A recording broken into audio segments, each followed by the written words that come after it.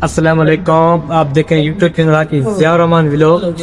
माशाल्लाह ये आप देख रहे हैं, हमने आपको बोला था कि हम आ गया वो एक दूसरी भी कलर करेंगे, उसके बाद बताएंगे। माशाल्लाह ये देखें, शाइनिंग देखें।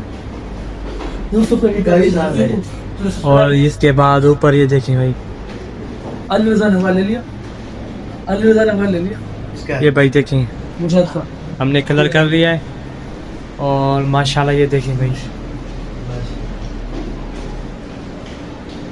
और ये हमारे साथ अली अहमद भाईजान साथ हैं और सजाद भी साथ हैं। ये थोड़ा खिड़कियों को कलर कर रहे हैं।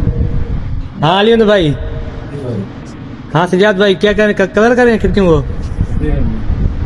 ये देख सकते हैं आप, ये हमने सारा मुकम्मल कर दिया, मगर इसकी खिड़कियाँ और ये दरवाजे रह गए।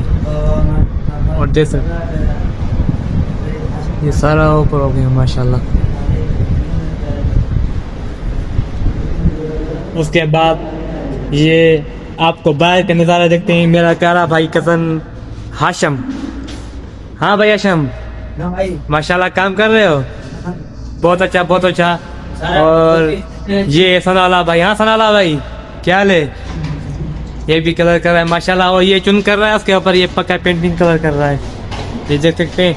और इसका ये कलर अब नहीं किया है, ये करेंगे फिर आपको दूसरे व्लॉग में बताएंगे।